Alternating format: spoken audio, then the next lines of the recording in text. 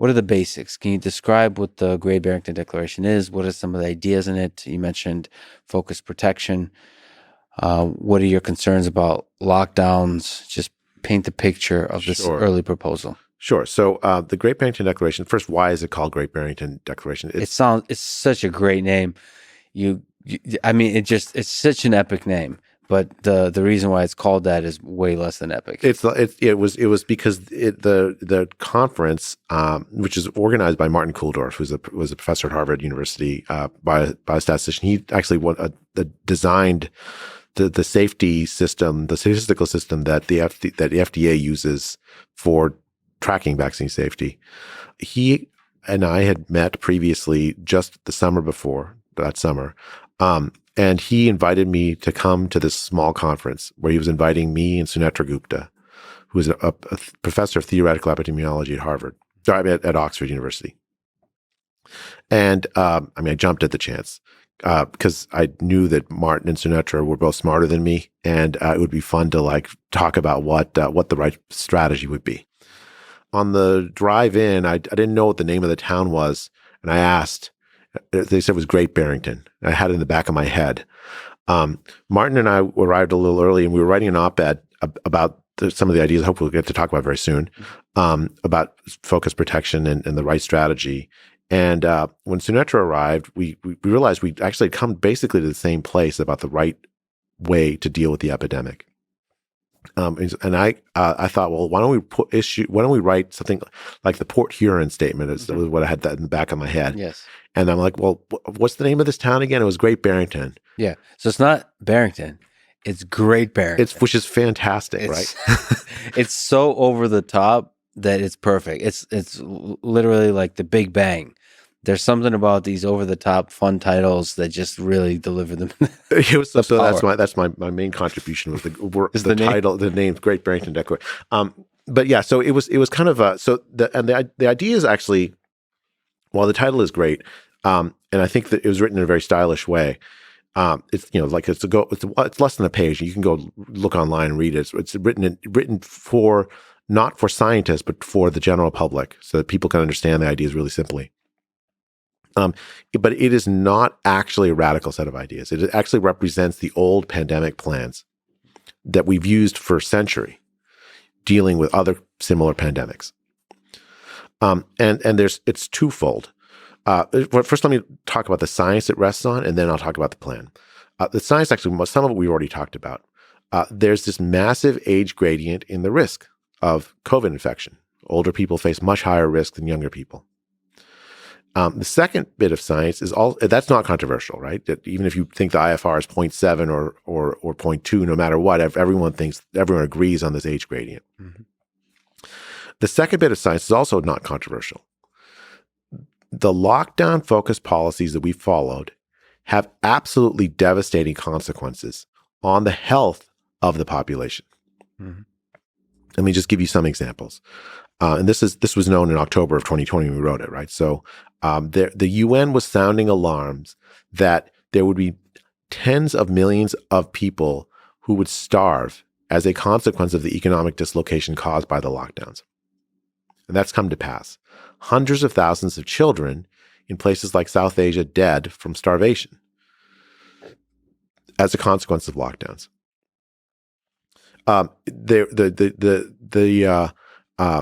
Priorities like the treatment of patients with tuberculosis in poor countries stopped because of lockdowns. Childhood vaccination of measles, mumps, rubella, DPT, diphtheria, so on, pertussis, tetanus, all those standard vaccination campaigns stopped. Tens of millions of children skipping these doses for diseases that are actually deadly for them. Is there, just on a small tangent, is it well understood to you what are the mechanisms that stop all those things because of lockdowns? Is it some aspect of supply chain? Is it just literally because hospital doors are closed? Is it because there's a disincentive to go outside by people even when they deeply need help? It's all of the above. But a lot of those efforts, especially those like vaccination efforts, are funded and run by Western efforts, Like Gavi is I think it's a Gates funded thing actually, that provides vaccines for millions of kids worldwide, and those efforts were scaled back. Malaria prevention efforts. So in the developing world, it was a devastating effect. These lockdowns. There was also direct effects, like in India, the lockdowns when they first instituted, there was an order that 10 million migrant workers who live in big cities and they live hand to mouth. They buy coconuts. They sell the coconuts with the money. They buy food for themselves and coconuts for the next day to sell. Walk back to their villages or go back to their villages overnight. So 10 million people walking back to their villages or taking a train back. 1,000 died en route. Overcrowded trains, dying essentially on the side of the road. I mean, it was absolutely inhumane policy. And the lockdowns there, it's kind of like what's happened in the West as well, but it was so severe. There was a seroprevalence study done in Mumbai by a friend of mine at the University of Chicago. What he found was that in the slums of Mumbai, there were 70% seroprevalence in July or August of 2020, whereas in the rest of Mumbai it was 20%. Yeah. Right. So it was incredibly unequal. The lockdowns protected the relatively well off and spread the disease among the poor. So that's in the developing world. In the developed world, the health effects of lockdowns were also quite bad. Right. So we've talked already about isolation and depression. There was a study done in July of 2020 that found that 1 in 4 young adults seriously considered suicide. Now, suicide rates haven't spiked up so much, but the depths of despair that would lead somebody to seriously consider suicide itself should be a source of great concern in public health.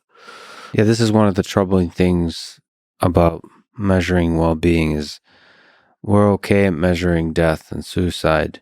We're not so good at measuring suffering.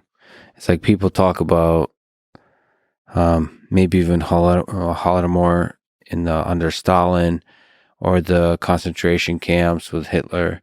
We talk about deaths, but we don't talk about the suffering over periods of years by people living in fear, by people starving, psychological trauma that lasts a lifetime, all of those things. I mean, and just to get back to that point, we closed schools, especially in blue states, we closed schools. Now, richer parents could send their kids to private schools, many of which stayed open, even in the blue states. They could get pods, they could get tutors, but that's not true for poorer and middle-class parents. And as a result, what we did is we took away life opportunities for kids. We tried to teach 5-year-olds to read via Zoom in kindergarten, right? And the consequence, actually, you think, okay, we can just make it up, but it's really difficult to make that up. Mm-hmm. There's a literature in health economics that shows that even relatively small disruptions in schooling can have lifelong consequences, negative consequences for kids, right? So they end up growing up poorer.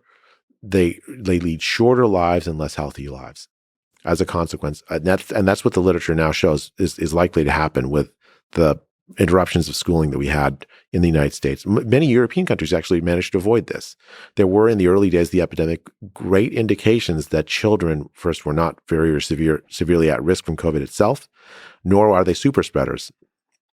Schools were not the source of community spread. Community spread the disease to schools, not the other way around. And we can talk about the scientific basis of that if you'd like, but that was pretty well known even in October.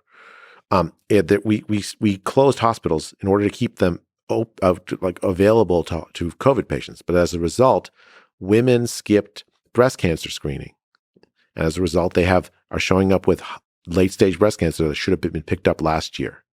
Men and women skipped colon cancer screening, again, with later stage disease that should have been picked up last year with earlier stage. For patients with diabetes, it's very important to have regular screening for blood sugar levels and sort of counseling for lifestyle improvement, and we skipped that. People stayed home with heart attacks and died at home with heart attacks. So you had this sort of wide range of medical and psychological harms that were being utterly ignored as a result of the lockdowns. Plus, there's the economic pain. So, like you said, the whatever is a good term for the non-laptop class, people would lose their jobs. Yes, there might be in the Western world support for them financially, but the big loss there that is perhaps correlated with depression and suicide is loss of meaning, loss of hope for the future, loss of kind of a sense of stability, all the pride you have in being able to make money that allows you to pave your own way in the world.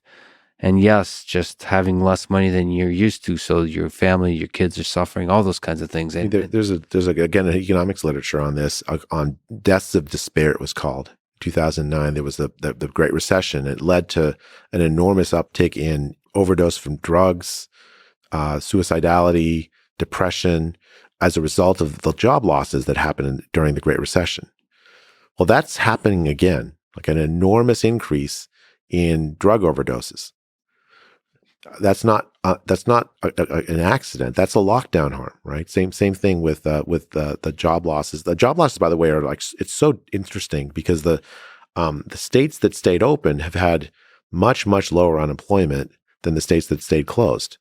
The labor force participation rates declined by 3%. It's women that separated because they stayed home with their kids. We've reversed a generation of women. Improving women's participation in the labor force.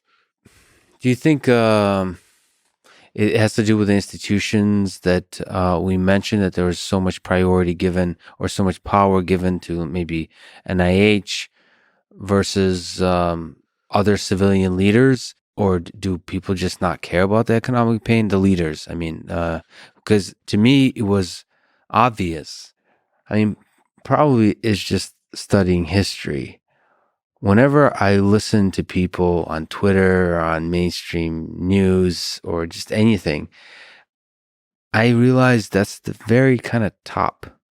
The people that have a voice represent a tiny selection of people.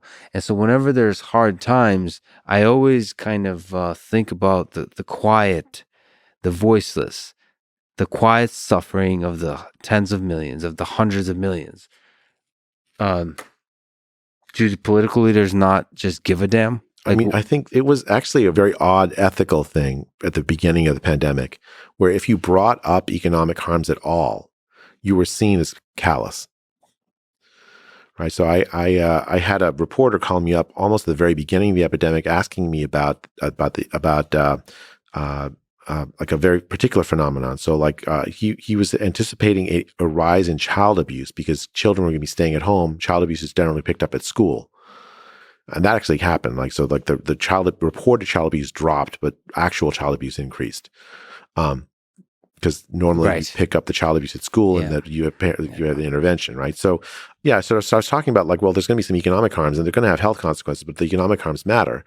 But he counseled me, and I think he had my best interest at heart. Like if you were to put that in the story, I'd essentially be canceled, because the narrative that arose in March of 2020 is if you care about money at all, you're evil and crass. If you must only care about lives. The problem with that narrative is that money, what we're talking about, is actually lives of poor people. Right? When you throw 100 million people around the world into poverty, you're going to see enormous harm to their health, enormous increases in their mortality. It is not immoral to think about that and worry about that in the context of this pandemic response. Our mind focused so much on COVID that it forgot that there are so many other public health priorities as well that need our attention desperately.